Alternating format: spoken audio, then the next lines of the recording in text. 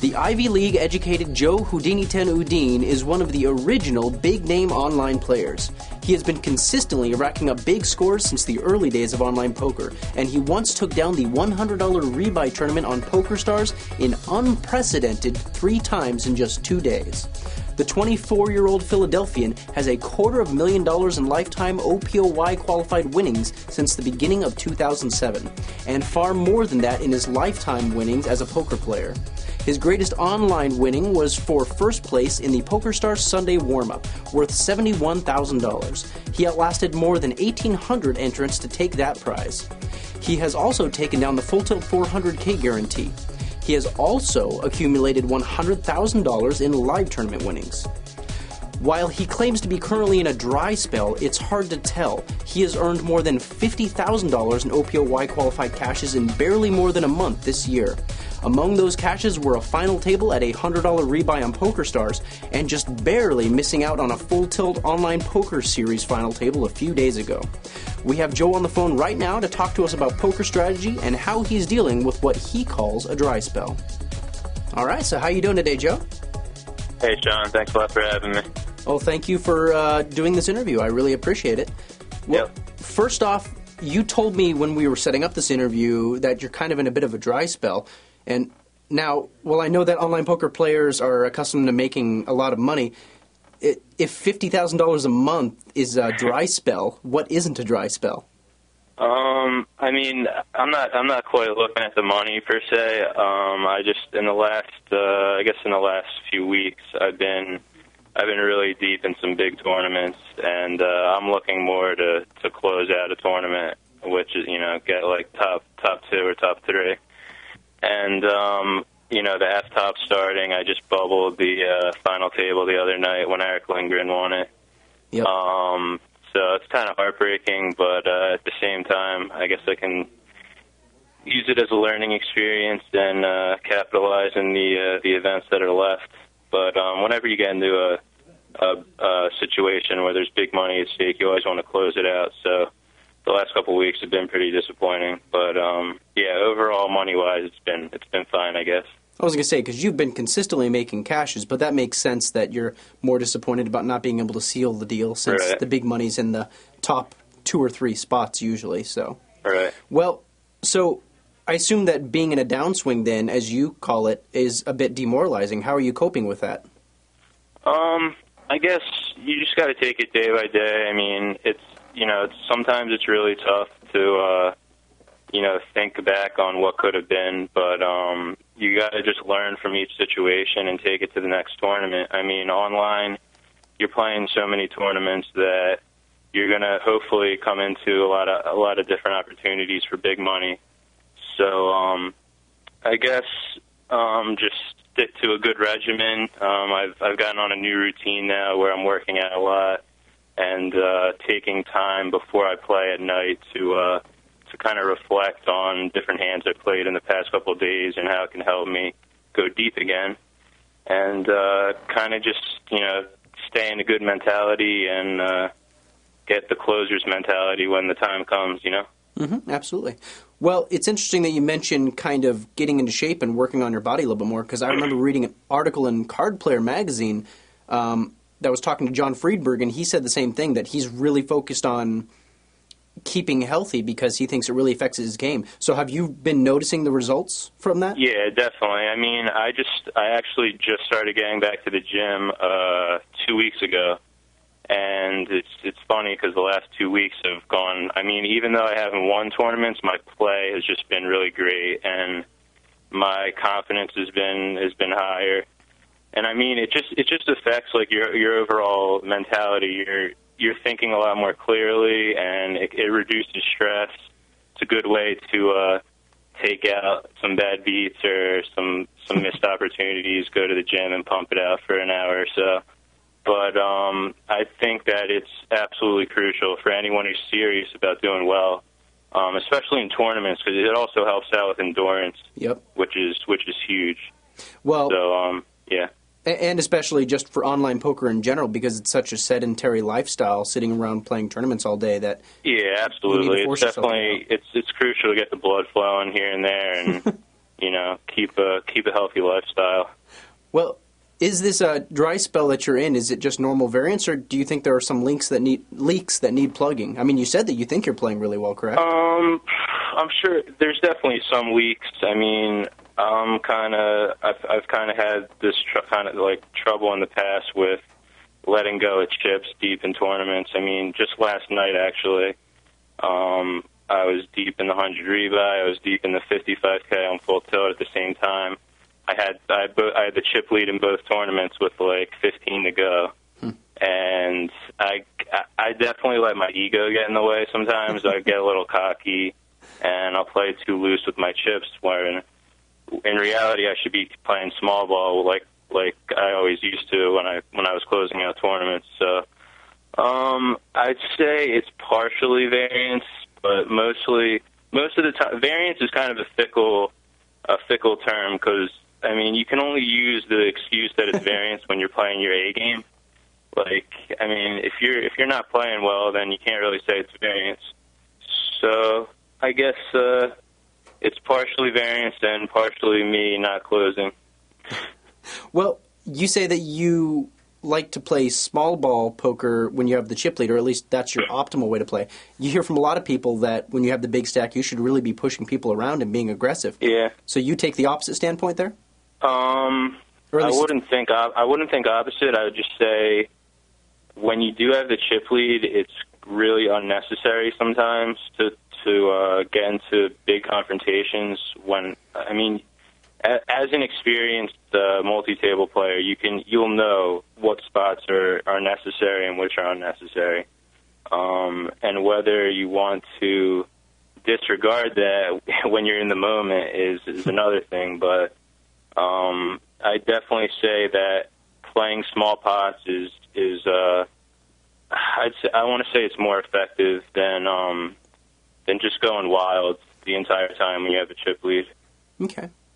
Well, you graduated from the University of Pennsylvania, and a while back you had an interview with Card Player in which you said you planned to use that degree and you were just kind of playing poker while you evaluated your career options.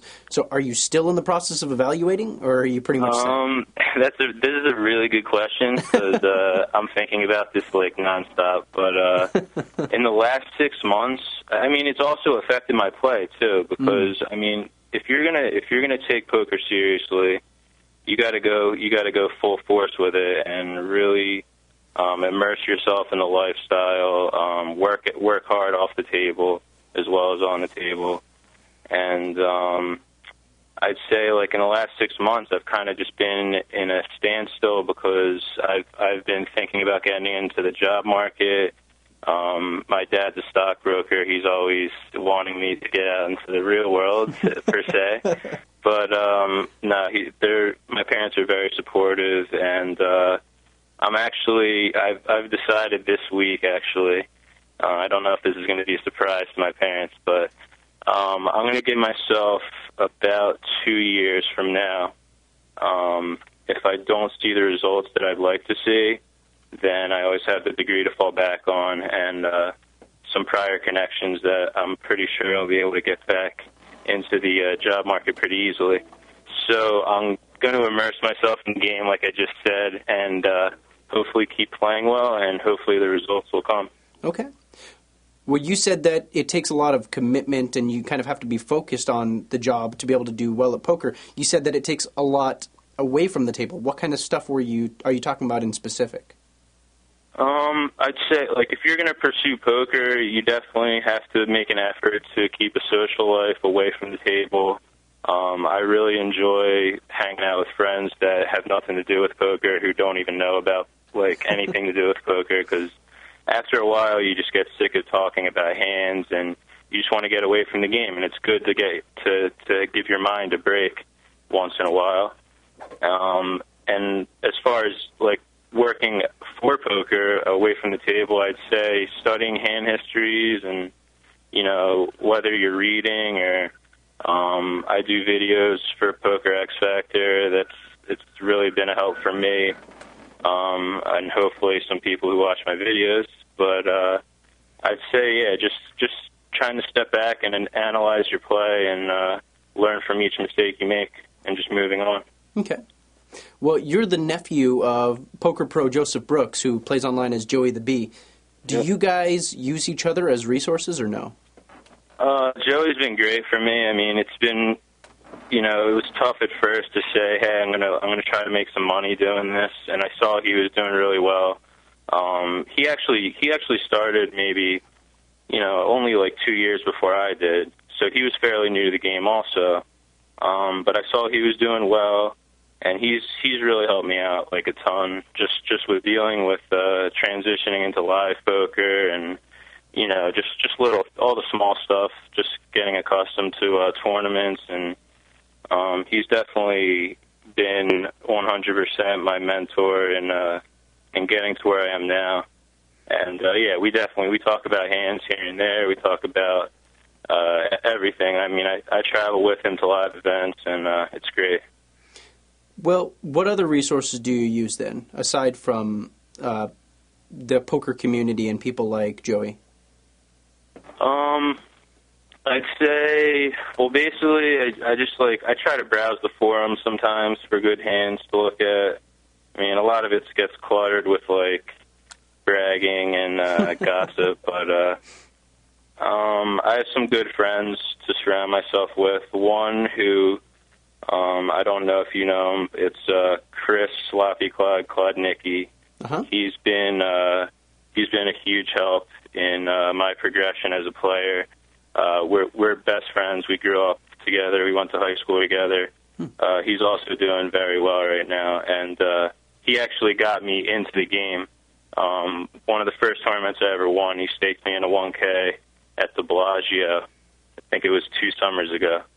And he's just his knowledge of the game is so much more than mine, and it's really amazing, like his grasp of the theory. So I just go to him with hand histories, and he tells me the right answer, and hopefully I execute the right thing next time.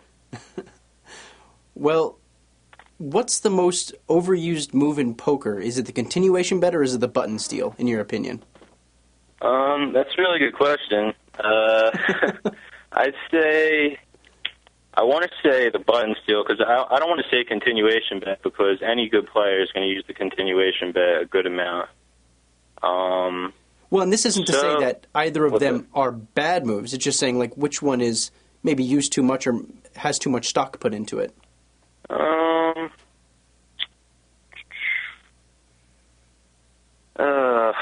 I mean, 3-betting is so huge now, so I guess I'll say the button steal.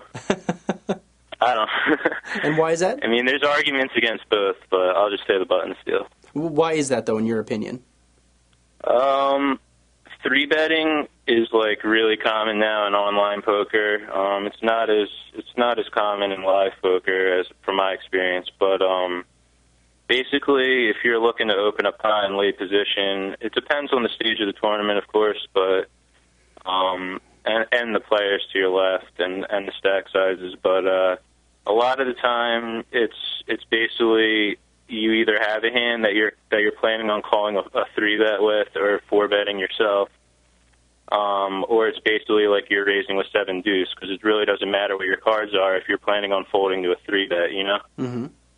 So I'd say, the button steal is definitely more overused than the continuation bet. Well, if the 3-betting is becoming a lot more standard now, the re-stealing is becoming a lot more standard now, then eventually the 4-bet re-steal will start becoming standard, and then it'll probably end up cycling back to where the button steal is. That's actually going on like right now. I think it's transitioning back where if you have 2 good players to your left per se, it's really like the reverse psychology is starting to come into play where say I have 2 good players to my left and I open raise on the button, they know that I'm capable of 4-betting light, so they're really not looking to 3-bet me without a good hand. So then I also have to be thinking about that when I get 3-bet and see who's 3-betting me. And see, if they're on the same level of thinking, then then you have to act appropriately. Makes your head spin a little bit. Yeah, it can get a little complicated sometimes. Well, I'm sure you've read or you're at least familiar with most of the poker strategy out there. So what's one move or aspect of poker that you think people maybe emphasize too much?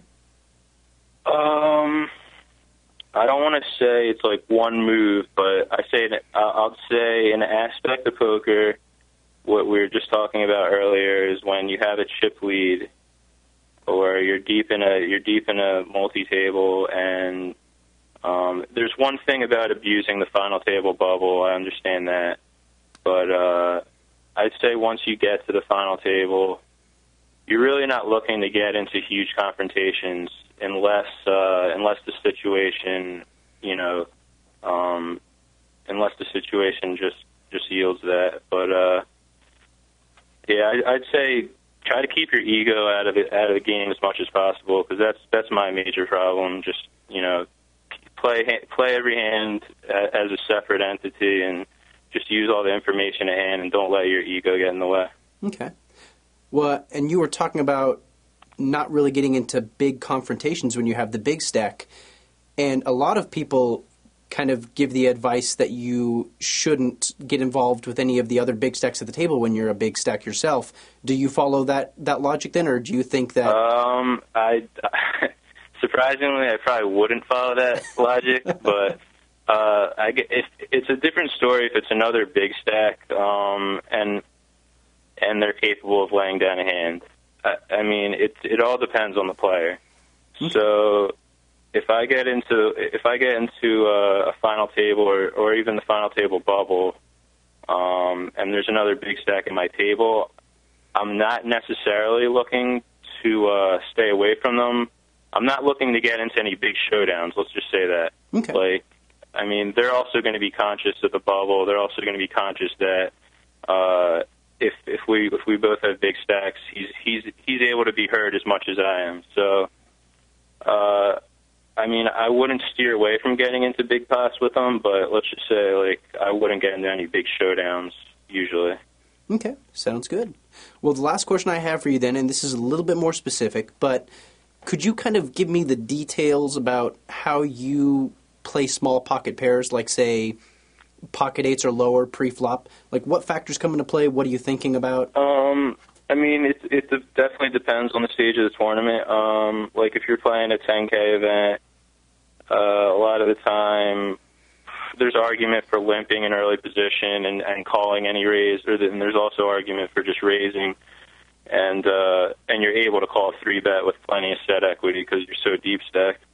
But when you get into later stages of the tournament, it's really it really takes feel a lot of the time to play small pocket pairs. I mean, you have to constantly be adjusting to the ranges of your players when you're deep in a tournament, and if a player, let's say, like, if a player raises from early position, and you know he's capable of stealing from early position a lot, and you have, like, I don't know, say like pocket fives on the button, a lot of the time, even if you have set equity, like, a lot of the time it might not even be profitable to call, because you're not going to get paid off, like, to the fullest extent the majority of the time, because the player is good enough if the player is good enough to get away from a big hand, then it's really not profitable. So you really have to pick your spots and, like, really understand what set equity is,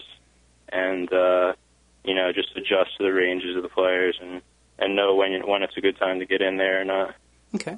Well, even against players that aren't capable of letting go of a lot of big hands, you're talking about set equity, but, I mean, combined with the chances of hitting the set and then the chances of them also being committed to the hand so much that they're going to stack off to you, how big does the pot have to be or, like, how cheap does the pot have to be pre-flop? I use the 10-to-1 rule. So the bet that you're going to call, you should have at least 10-to-1 on that bet, given your stack sizes and whatnot.